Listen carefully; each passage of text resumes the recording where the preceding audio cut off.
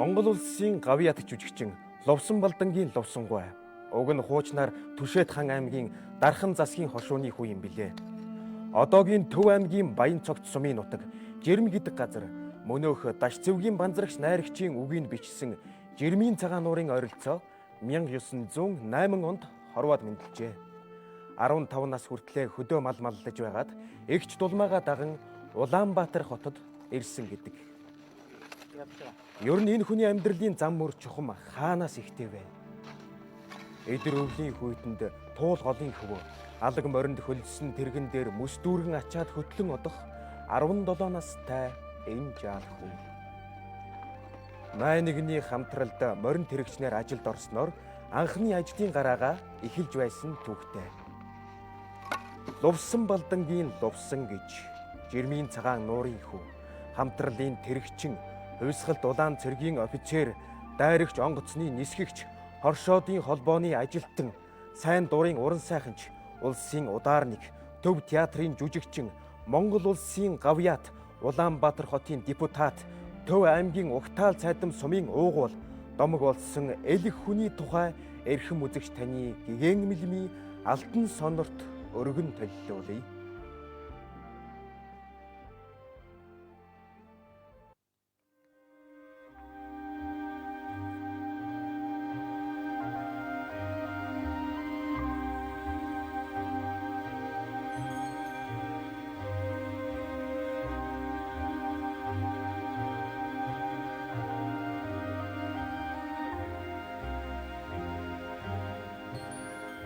Амьдралын зовлон дунд буй чимэх жаргалыг олзуурхан аваад хайрлан хадгалдаг бид хүслээс хүсэлд, итгэлээс итгэлд жигүүрлэн тэмүүлсээр. Ховорхон тохиох энэ хувь тавилан та бидэнд тохиосон болохоор хүсэл мөрөөдөлтөд хөтлөгдөж зорилгоо биелүүлэхээр хүмүүс бид цаг хугацаатай уралдсаар. Дэлхийн ертөнцийн бүхий л зүйл дахин давтагдашгүй өөр өөрийн гэсэн өнгө төрх хэлбэр төрстэй. Үүний нэг жишээ нь хүн бүхэнд аавгай гайхамшигыг бүтээгч авьяас гэгч эрдэнэ заяасан байдгийн. Баяр баясгалан, уйтгар гуниг ээлжлэн солигдох энэ орчлонд бартаагүй дардсан зам хинтчүүл таарлтна. Хайр хэмээх авгай хүч харагддаггүй боловч хорвоо дэлхийг өнөр өтгөн болгосоор.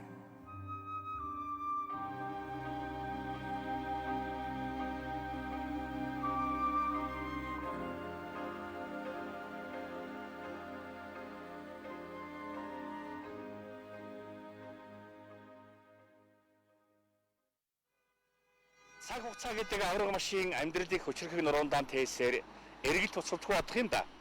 Одоо бас яг 21 жилийн тэртээ манай хөрөг найруулын Баатар эргэж жаахан зэ ундраагаа хөтлөөд яг энэ годамжаар амьдралынхаа 80 жилийн үүх түүхийг эргэцүүлэнхэн алхаж явж.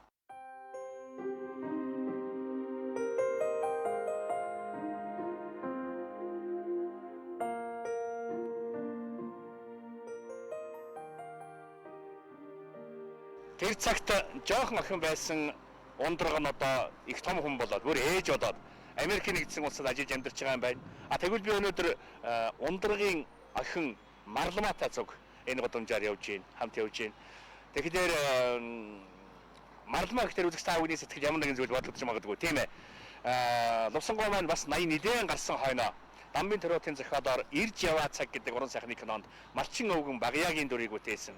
Тэгвэл Багяагийн ганц охин Марламаа яг энэ кино бүтээж явах үед манай Марламаа охин мэдлсэн байгаа юм. Тэгээд оролцооны нэрээр Марламаа гэж нэрлсэн. Марламаа одоо эдгээр ангил өгнөх үү?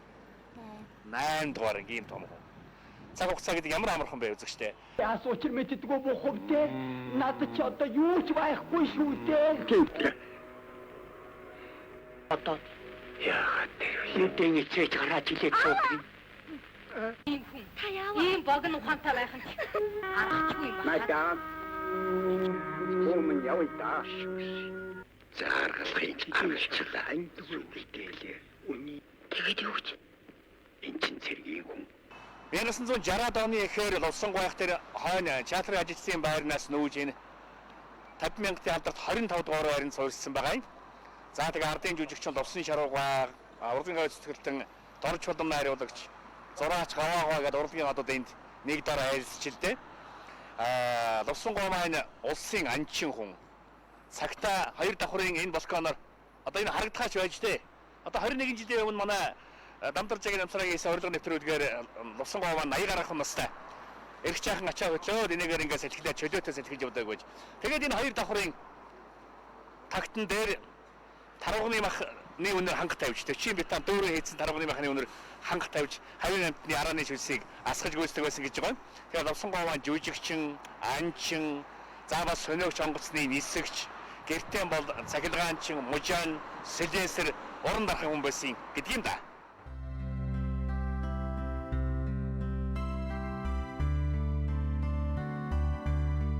Энд тэнд хизээний л одоо залуучуудаа нийлцсэн дандаа инээсэн тоглосон ийм хүн байсан. Хүнхэн шинхэн. Тэр жил манайх Төвийн аймагуд одоо Сэлэнг, Булган, Дархан гэд ийм аймагудаар баригад явсан байгаа юм. Тэгээд би Лувсан гойтой автобусанд нэг суудалд сууж ингэж баригад явсан. Намар орой болохоор чин даарна автобусанд хол явна. Лувсан гой намайг миний өвөр дээр хөлөө тавиад суу гэд. Би яагаад яахын Лувсан гой яахан гэд одоо юутай хөлөө юу ярьж байгаа юм бэ? Хоолой чи өвдчүүл чи яаж тоглох гэсэн юм бэ гэж.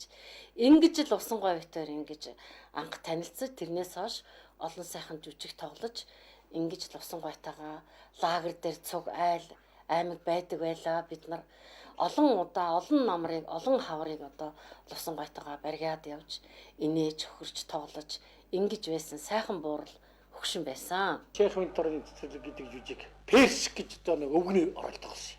Тэр айлын одоо гэрийн зарц бүр насаараа тэр хатагтай дэргэд хатагтайг бөөцөөлж одоо хатагтайг өөрийн үршгийг тэгэж асрамжилж байсан тэр их ачтан хүн. Тэгээд Интерийн цэцэрлэгэнд зараад нөгөөдөө чинь одоо Франц ингээд явчихж байгаа юм л да. Тэр өвгнийг тэр байшин дотор матчдаг байхгүй юу? Тэр өвгөн яагаад буцаад орсон юм гэхээр энэ гадаас хэрүүн байхад чи яагаад гадна талынхаа хувцсыг өмсдгөө би хувцсыг чинь олж игнэ гэдэг байшин руу ордог байхгүй юу? Өнөө мөөгийн чинь эзэн авхаагаан өглөөл. Энэ дээлээ өмсөхгүй хаяаж явчлаа. Одоо замдаа даарандаа гэдэг байхгүй. Тэр нь миний ингээд яагаад ч юм ингээд бүр гол ингээд нүднээс нулимс гараад явчихдаг. Тэгээд энэ жүжиг дуусны дараа ер нь бодоод байхад тэр үгнийг л хайрлсан байхгүй, хайрлж үлдсэн. Тийм одоо их гоё дотсог энгийн ямар гоё одоо тэр үнэнж эзэгтэй намайг чойжлаа явжлаа нэ тэрийг л одоо бахирсангүй. Тэгэл ингээд дарж гарах гал гарч чадахгүй. Тэгсэн хэрнээ тэр эзэн авахын төлөө сэтгэл зовоод санаачраад хоцорч байгаа. Тэр үгний тэр хэд ганц өгүүлбэрийг л ерөөсө гол зуртал хэлээл. Тэгэл хожим нь би театрт орсон өнөө тэгэд тоглосон үг чи хааваа гэдсэн л Лувсан гойсон баг. Тийм одоо энгийн сайхан тоглолттой хүн ерөөсөө л энгийн хаанаас ямар школ байсан. Тэр үед чинь бол манайхан бол ийм жоохон өргөлттэй тоглодог байсан шүү дээ. Театр бол жоохон өргөлттэй хэлнэ одоо дипломат гэж ярьдаг байсан баг тийм одоо юутай байсан. Тэгэхэд лоо явах шиг бол хачин энгийн бүр ерөөсөө одоо тийм байгалаасаа заяасан ийм одоо тайсны том мастер байсан байна гэж л би тэг сүлд нь хожимны бишрч үнэлсэн. Тэгээ анхаараарай. Фронтын сүүлийн үе мэдээ нэвтрүүлье. Энэ 8 дугаар сарын 20-ноос 31 хүртэл явагдсан халахын голын ялалтын аварга тулалдаанд Үнэхээр л Лувсан тагнуулын өгүүлдгээр цагийн байдал ширүүн салхи шуурга ихтэй он жилүүд байж халахын голын дайн дуусч зүүн хязгаар амгалан боллоо. Гэвч удалгүй эх орны авгаа их дан эхэлж 4 жил үргэлжлэн дараагаар нь Зөвлөлт Монголын цэрэг Японы эсрэг дайн зарлаж дайны хизүү хүнд он жилүүд бүтэн 7 жил үргэлжилсэн юм. И морщины сурово Ийхүү 1939 онд бүр довоо Номун хаанаар өнгөлдсөн Японы төрөмгийлэгчдийн өнгөлцлөг халахын голын дайн болон өргөжж дэлхийн 2 дугаар дайны угтал болсон юм. Бүр хожим 1970-ад онд Зөвлөлт Монголын киночид дайсны цэргүүдээ сонсоцгоо гэдэг нэртэй уран сайхны кино хийж түүнд Лувсан гуай маань Японы тагнуул лам өвгний дүрд тоглосон юм. Дарийн утаа үнэртсэн дайн тулааны хөндийг этлсэн дайрагч онгоцны нисгэгчийн хуваар энэ дүр түүнд ихэд ойрхон буй за.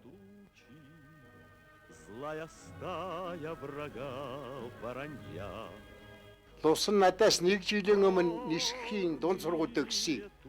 Төгсөөд 95 онгоцоор нисгэгчудад баян төмний хороод нисгчээр атсан. Их сайн нисдэг. 5 хүн сургуульд өгсөн. Гэлэг жамц, Лувсан, Өлзөвтс, Вэмба, Нава ийм 5 хүн сургууль. Тэр дотор хамгийн сайн төгсөн Лувсан. За энэ ишхийг хамтаар одоо бас уран сайхан дээр хизээний явдаг хүн байсан шүү.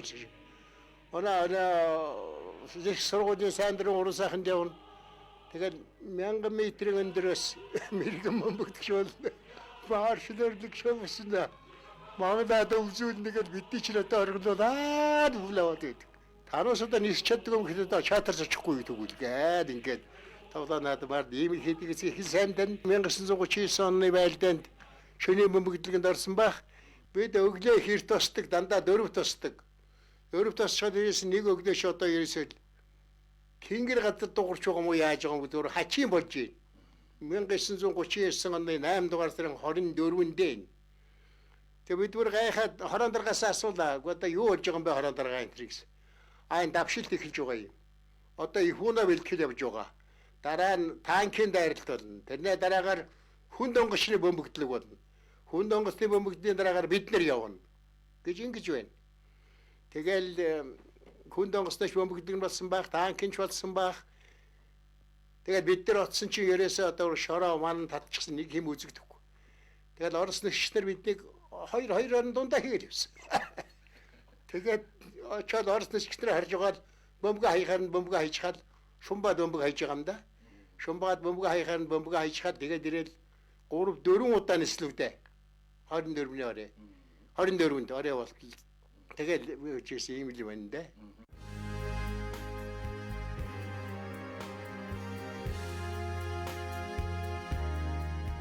Өнгөрсөн цагийг эргүүлэн авчрах эд шидэнд хүн төрлөختөн олон зуун жил хүсэн мөрөөджээ. Гэтэл өнгөрсөн зууны ихээр кино гэгч амьдралыг дуу дүрсийн хамт хальснаа шингэн үлдээдэг агуу урлаг бий болсноор хүний нэгэн их хүсэл биелсэн гэдгийг. Тэгвэл Монголын кино театрын урлагт нэгэн насаараа зүтгэсэн алдарт жүжигчний хүн ардын зүрх сэтгэлд бүтээсэн дүр эглээс эгэл атал эгэлгүй гайхамшигтай зам мөрөө үлдээсэн эрхэм хүний туулж өнгөрүүлсэн амьдралынх нь үнэн дэлгэцнээ мөнгөлсөн агуу дүрийн зах зугаас сонирхуулъя. Чи асууч мэддэггүй бохомтэй надад ч одоо юу ч байхгүй шүү дээ.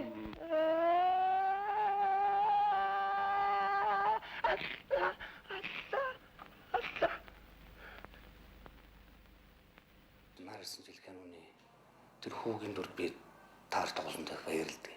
Тэр тусам одоо миний аав ээж Лувсангаа долгор сонгоор тогсон бүрч баярлалаа. Лувсангаа долгор сонгоор тоглох төлөвлөсөн. Яг л өөрөөхөө аав ээж тэ тоглож байгаа юм шиг надад санагдсан. Яг насан цацуу миний аавтай Лувсангаа тэгээд ээж Лувсан хоёр бол ерөөсөө зарим үед бол нөгөө жүжиглэх аргаараа бол ерөөсөө тэр нөгөө яг өөрийнхөө төрсэн ээж аваас илүү намайг татаад би юу баг үг хэлж чадахгүй шахуул ерөөсөө тэгээд өөрөө баг тэр тоглолтод нь ороод тэгэл явцсан. Банк удаа бид эцэст тоглож ирсэн хэлгүй. Тэгээ би бас баярлсан. Тэр хоёр өөрөөсөө аваад явуулсан. Биний тоглолт гэж юм тийм баг байхгүй гэж яваад. Тэгэхээр Лувсангаа бол одоо тоглолт нь ерөөсөө маш одоо энгийн тэр тоглолт нь хүнд хөрсөн байдаг байхгүй юу? Би барны дорч юм шүлгээ яваач хайлгаа мөртөө байсан. Энэ дуу бол ерөөсөө би автаа зориулсан. Энэ бол мөн одоо Лувсангаа автаа зориулсан жил болно. тийм үйл одоо дийсээ аавда зориулаад энэ юугаа чарлуу ааваа гэдэг дөө аюул өчиг бодож байна.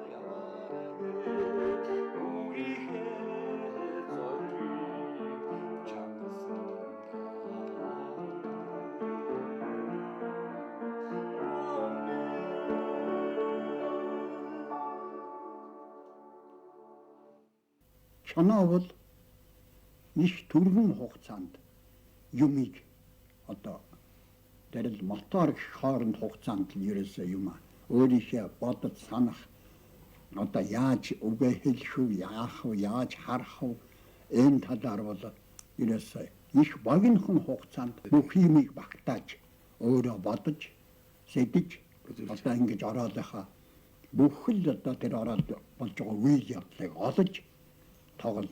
Энэ бол цөөхөн хугацаанд нэрдэ. Нэг л удаа болоод л өнгөрөх юм. Өөрөө сайн сургууль хийжээд нэг л удаа тоглоно.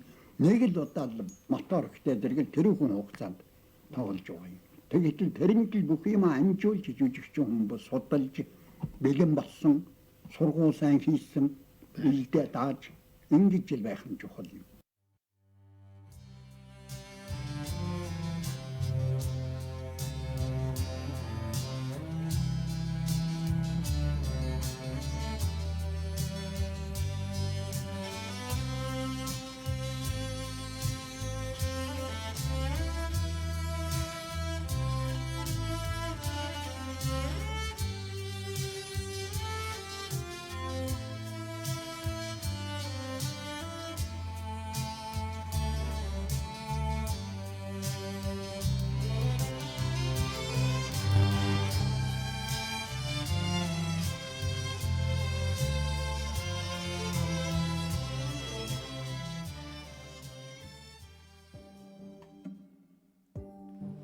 Дайн тулааны дараах тарчигхан он жилүүд бас социализмын он жилүүдэд чаддаг мэддгээр их орныхоо бүтээн байгуулалтад зүтгэж явсан цаг үеийн шаардлагаар Луя маань сайн жүжигчин төдийгүй сайн анчин гөрөөчин байлаа. Тэрээр зүгээр л нүгэл тар гөрөөчин байсангүй ангийн нийгэмлэгийн гишүүн төлөвлөгөөтэй агнадаг. Өсөхийн өсгөж хайрлахын хайрлсан жинхэнэ Монгол гөрөөчин байжээ. Бид бас хайтгаан бидний хавар чанан гөлгөнд явж ирсэн чинь нэг нариган юм хэлэх үү. Тэгсэн чинь нэг биднээс өргөө хүрээдээс надад чанд авах хэрэггүй юу. Тэрнийг карвин бугаар бодаад алчлаа. Тэгээд аваад яваачихсан чинь лусан гадагж байна. За энэ чаныг хэн бууцсан гэж шүү. Тэгсэн чи дашчиг бууцсан. Юугаар бууцсан гэж. Огтор хэрээр бууцсан гэдэг. Огтор шараар буудсан чаныг чанаас нь тооцохгүй гэж тэгээд бөөгөө хөлдөө тэгвэл алсан тоохгүй бэл ивэлийг гэдэг жаагүй урагш хамт явсан зээл чгүй тэгсэн чинь нэг манай нэг нямбог нэг бишээ ламцэг байхгүй тэрний хамт зээл буулж явсан чинь нэг буудка гаргасан чинь урд кабин гаргасан бууг нь хатаас буудчихгүй юу ламцэг тэгсэн чинь яг бинтог нөхөлсөн гэж тэгэхээр Мэрийн хар гэднэргүй ёо гэж хэлсэн гэж тэгэлэр их мэрийн ер нь ан тасагаад нь байгаль дэлхийг хайлах тэр ухаанд бас бидний сургадаг байсан. Агнахтаа биш хүн амьтныг алж таашаалахтаа биш хамгийн гол нь юу гэхтэй тэр ер нь байгалаа хамгаалах хэрэгтэй. Орон нутгийн бүх нөхцөл байдлыг тохируулж ан хийх хэрэгтэй. Ер нь анги заавал алах ёстой биш. Зарим үед нь өршөөх ёстой гэж ингэж ярьдаг. Тэр бол хайлан энерги сайхан сэтгэлтэй хүний өг үдтэй тийм. Тэрч байтугай надад их сайн байсан. Миний энэ майхнаар төшөгийг авчоод явжээ гэд майхнаа гэсэн жижиг ногоо майхан зэг майхан гэдэг баг хоёр дөрөв хүний. Тэнийг гэсэн сүүлд моринда тахт эмээлээ гэсэн. Тэр нь одоо хөр надад татгалаатаа сайхан ягаад байж байгаа. 80 насны хойд нь зориулж ингэж нэг баримл хийсэн. Уг нь тэрний хэв байд гэсэн болсон бол бус хүүхдүүд нэгний хувилаад өгчвөл бас хэрэг зайхал байх хэрэгтэй тийм ээ. Одоо би лууя авахтай бол ерөөсөн найз ийм хэмжээнд хоёр найз хүн үе хүн яаж ярьдаг вэ? Тэр хэмжээнд их дотноссон юм шиг. Тэгээд одоо энгийн цагтаа бол яг хоёр энгийн найзууд шиг бие бинийгээ баг хочоор дуудана. Цагаан сараар эртэн ороод одоо нэг олон оны дунд нэг хяраа болж ирсэн. Лууя авах нэг юм баяж маш чамдсан байсан цагаан сараар. Тэгээ энэ чинь лууя авах шиг баяж гэдэг байхгүй баяжын чихтэй. Бооцог баяж гэж хочилдог. Тэгээ лууяага энэ та юу чанчээ вэ гэсэн чинь намайг яг харж байснаа тэр цагаан сар танихгүй их олон хүн байсан л да. Тэгсэн хөө энэ вшээ энэ мөн очиж ороод ирсэн байж тээ хизээ ороод ирв. Энэ сэрэ өмөрөө энэ мөнгөн сэрэ холгон хийш унаа чинь 70 тэгээр гэсэн л миний хөөсөн хоожоод энэ хад танихгүй улсуудаас аваад тэр нөгөө улсууд надраа хараад би бүр яраа болоод юм чи чаддгүй үргэлжлүү тоглох гэсэн чинь миний битэрийн тоглодог харьцааг нөө гадны улс нь мэдгүй автоматс нь мэдэхгүй. Энэ баг залуу одоо 50 гарсан 60 төгсөн хүнтэй ингэ тоглоно яаж ойлгох те. Тэгэл би өөр эвгүй байдалд ороод лууяагч дандаа 5 төгрөгөөр орцоолгодог. Тэгээ энэ мөн очнод нэг 5 төгрөг өгнөлээ хоосон гаргуул хараад зөхөд нэг яадаг өгч гэх нэг яадаг өг. Миний хөлс суугаад бол тэгж байсан юм.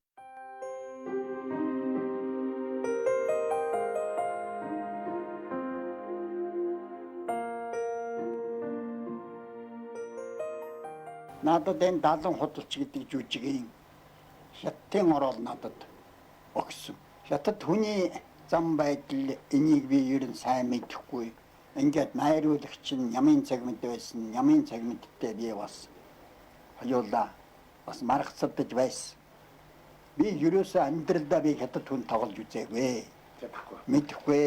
Би энийг тоглож дийлэхгүй, чадахгүй гэж. Тэгэхээр ямын цагмд чи чадхал хэрэгтэй. Жүжигчин хүнд чадахгүй гэх юм байхгүй. Та орсч болж чадна, хятадч болж чадна, захарч болж чадах хэрэгтэй. Жүжигчин хүн юмыг чаддаг байх хэрэгтэй. Гэж ингэж надад шаардлага тавьсан. Ингээд тажиг цагаан цагмд бид хоёр үргэлжилж цуг явдаг. Ангөрөөгээл цуг явдаг. Одоо нэг амралтны өдөр ч гэсэн энэ хойшоо уулаад гараад явчихдаг шинэ хагаслаар хоёулаа явган ийм байсан. Ингээд чи аав цагаан цагмд намайг чи аав энэ хороолыг би чамд тусалж өгнө гэж. Тэгээд хөдөө явахдаа цагаан цагмд бол ер нь тийм. Ингэж хятад хүн бол ингэж явдаг. Настай хятад бол ингэж явдаг гэж. Тэр алхаа хишгээ одоо тэрний хүртэл. Тэгээд бол хятад хүн одоо энэ баян пүүсний 8-аачин шунхаа худалдаачин хятад бол их нэрлэхүү. Их захирамтгай, ийм айхтар тушаамтгай ийм хүн байдаг юм аа. Тэгтээ чи одоо энийг одоо хятад хүнтэй бас харьцаж ярьж үзээ. Тайлбаргоо одоо 8-аачин хятад их байн захтайгүр эднэрийн байдлыг хар яаж вэ? Хятад хүн бол нэрлэхүү, их уур омогтой, иймэрхүү Худалдаачин хятад болсон тийм ээ. Тий, худалдаачин хятад иймэрхүү одоо зам төрх юм улс байдгийн. Чи эднтэй явж үз гэж. Тэгээд надад өөрөө одоо тийм хятадаар одоо монголоор хятад хүн монголоор одоо ярьдаг. Ярьж байгаа тий. Тэр ярианы өнгө одоо тэр текстээ одоо тэр хэл ам хэллэг энтрийг одоо надад үргэлж зааж өгдөг байсан.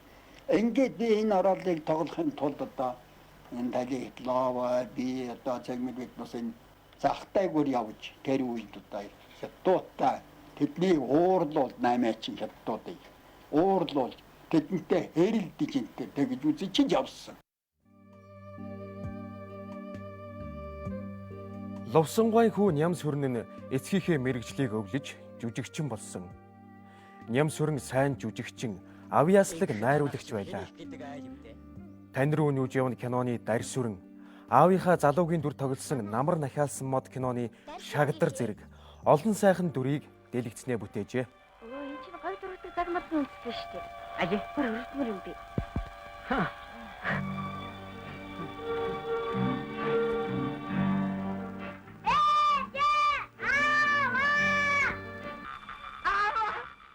Ловсонгойн бэр оюун цэцгийг цэл залуугаараа бүтээсэн цөөн боловч чансаалаг дөрүүдээр нь үзэгчид дэндүү сайн мэднэ.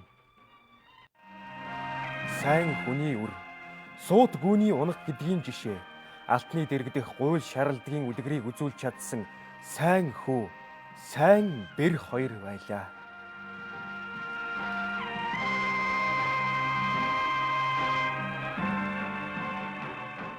Лувсангой аяны шигч хоёр бол 10 сайхан хүүхдийг төрүүлж өсгөж, тэд нь бүгдээрээ дээд боловсрол эзэмсчгээд, тэгээд үр ач 30 40гээд өчнөөн олон хүмүүс салбарлан бий болсон. Ийм сайхан буянтай хоёроо. Тэгэхээр Лувсангой маань хамгийн том охин Бадамгаараа ихч байж багш нар гэлтэй үү? Тийм багш. Дараагийн ихч нь одоо буян гişгэгч. Хөвгүүдийн том нь болохоор хорондоо ядамсран. За Лувсангой багш нь одоо цэргийн нисэх хүчний офицер байсан гэж бодох юм бол бас аавынхаа мордсыг өвлсөн хүүхдүүдийн нэг гэж ингэж хэлж байж байна. За тэгээд хамгийн бага нь маань Пүүжээ. Профессор манай одоо ямар болтой лээ? Эдийн засгийн мэргэжилтэй. За хамгийн том зээн алтан чимэг гээд манай уяа гэж байгаа юм байна тийм ээ. Бадамгаар гэж. Ахын. За буяа гэж том охин уян гээд. За тэгээд олондоо олно. Зөвхөн ач 30 жич 40 гэхэл 43 хүн байна гэж байгаа юм. Тэгэхээр одоо нэг хүнээс хоёр хүнээс хичнээн их олон салаа салбар мочир болж өсөж өндийж улс хэрэнд хэрэгтэй хүмүүс хөдөлмөрлөснээ нь одоо тав тодорхой сайхан харагдаж. Театрын ажлын хажуугаар хүүхдүүдэд хүмүүжүүлэх. За бас тэр оюулагийнхан салин нэг чих одоо хайлаг зэлгсэн биш л байсан байлгүй яг. Тэр болгоноо хүргэх гэж одоо их л зүтгэдэг байсан гэж байгаас та нарын хүүхэд байх үед аав ээжт нь одоо энэ жил тэрсээ яаж зогсуулдаг та нарыг хүмүүжүүлсэн энэ гол хүмүүжлэг бай. Загин зандардаггүй, зодож энчидэггүй, эсвэл хэлдэггүй, үгэлдэггүй ямар. Миний аав бол хүүхдэд тэгнэх зэмлэг загнаад байдаг. Зөвхөн бидэд харсаар авч идэх тийм хүн байсан. Намайг хүнд өвчтэй байхад намайг өдөө зэрэгтэй ингээд амьдруулж өгсөн хүн маань зөвхөн аав маань юм. Анд явсныхаа дараа ер нь тэгээ эрт хүлээд ирэхээр зэрэг манай утас ер нь байнга дуурж яадаг. Аав чи ярьсан уу, Лувсангой ярьсан уу гэж ангийн мах идэх гэж ер нь усууд маш их ирдэг байсан л да. Манай соёлын тэргүүний ажилтнанд цол тэмдээг сүйт нэг авиатынхаа сүйд авсан. Тэгээд тэр тэмдэгт маш их хайртай. Тэгээ ээж гоо чи авиатынхаа тэмдэг зөөхгүй мөнгө яахын тэргээр яах вэ? Нэг тэрийг зөөчихгээл. Өвөөдөө туслахал өвөө би гурлаач илдээд хүү гэхээр за тэг миний охин айгүй хатуу зурдаг юм шүүл гэхээр нь одоо өвөөдөө магтуулах гал их хатуу зурцсан юм а. Тэгжээд л шүлэн буцаллаа. Гурил маань ивэнд ордгоо сандраал нөгөө гурилаа илдсэн чи одоо ивэнд ороогүй хатуу гурилчин дугуй биш ингээл янз бүрийн дүрстэй гарцсан хэлбэртэй тэгсэн чинь өвөө харснаа за миний охин чинь аль улсын газрын зураг зурчихваа илдчихвэ гэд шогложсэн. Тэгэл аав юм энэ нэр хүндтэй юу бас ээжтэй юм холбоотой болоо гэж бодоод ээжийнхэн дах бас нэг жоохон ярьчих гэж бодож байна. Миний ээж бол яста сайхан сэтгэлтэй хүнийг ерөөсө ямар ч хүнийг сайн мөн бүх хүнийг л яста хүнд муулж болж ирдэг хүнийг дандаа магтаж ярьж явах хэрэгтэй миний хүүхдүүд тэгээд тэр байтга нэг жишээ ингэж ярихад Бидний карантинаас гойжлохоор хөөе баг гойжлоос туул усч ширэгчдэг миний хүүхдүүд гэж хэлж бидний нэг инээлгэж ийсэн. Тэгээ тэр жилиг бас нэг мах ховрдоол нэг юу яасан чинь хөө яана тэгээд манай ус махгүй бас өнөө зуны жуулчингууд яана гэж ирээ тийм юм санаа зовно. Бүр юу өөр хүүхдүүд гар улс их орныхоо дөр хүртэл санаа зовдөг. Тийм сайхан сэтгэлтэй агуу сайхан хүн байлаа шүү дээ. Жижиг өрөөнийхөө үүдийг хааж агаал ганцаараа оройлоо айгүй их чийжилдэг байсан.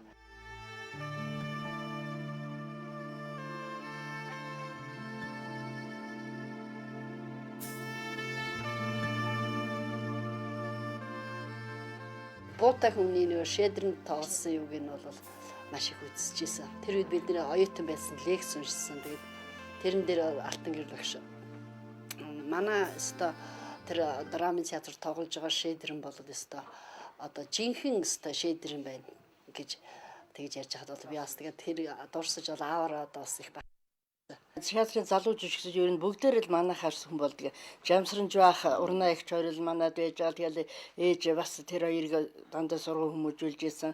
Ган төмөргөө байж гэн. Мягмар нарын нийтэд дандаа манад орж иж ээжийн гарын хоолыг идэж ээжтэй сайхан юу яаж одоо зөвмөр ээжийг харуулсан дурсан ярьж идэг. Энэ шогон сайхан хүн байсан шүү. Бид тэрийг ястаа минь тэрээ ээж шиг байсан гэд магтана. Үзэгч та бүхэн хэрвээ санаж байгаа бол Монголын уран сайхны Ирж яваа цаг гэдэг кинонд Лувсангуй маань 80 нилээн гарсан хойно говийн малчин өвгөн Багяа гэдэг дүрийг гайхалтай сайхан бүтээсэн. Багяа өвгөний ганц охин Марламаа одоо ямар их хайртай билээ. Энэ хоёр одоо жинхэнэ одоо урлагийн аав охин хоёр бол дагуулсан байдаг да. Жүжигчний маань нэр Гэрлэмаа, роолийнх нь нэр Марламаа. Хүн болгон л намайг тэ Марламаа гэж дээрэс нь чиш нөгөө Багаяагийн охин бидтэй.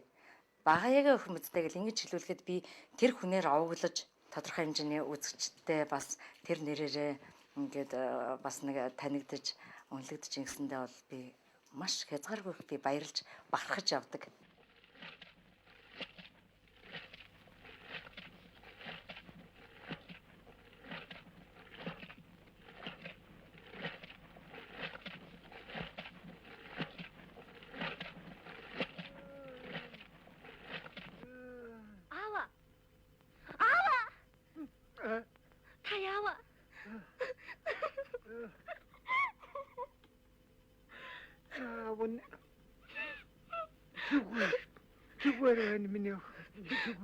Таны царай ямар хачаа харагдав?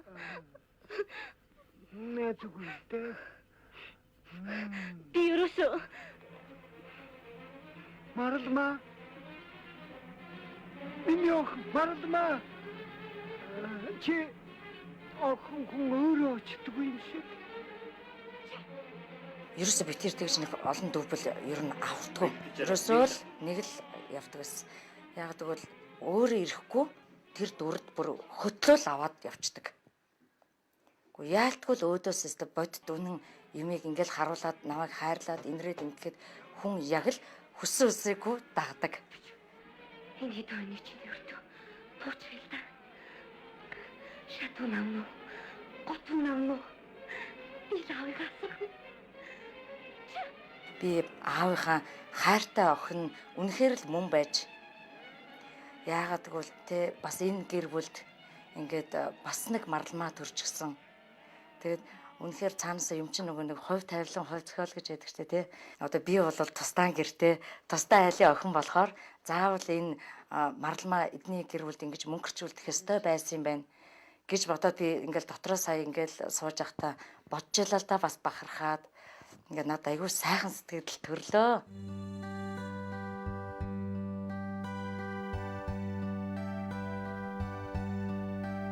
Энэ агуу их хүний ажиллаж амьдарч байсан эгэл жирийн атлаа гайхамшигтай он жилүүдийн дуртатгал Лувсангуй, Лувсан ах, Лууя, найзаа, нөхрөө гэсэн олон тодтголтой.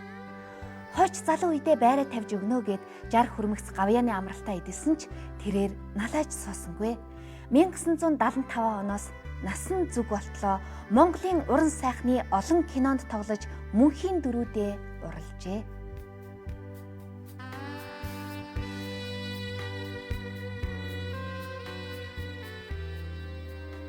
Амьдрахын учир ачлан энерхүйн утгаар амлаж өссөн 10 сайхан хүүхэд нь алт болсон аав, эрдэнэ болсон ээжийнхээ тухай мөнх настай мөнгөн дөрөөтэй хүн гэсэн ном суургыг бүтээсэн юм. Эцэг үрийн элбэрэл журмын энэ их буян өргөлөөс гажих хэн байгсан.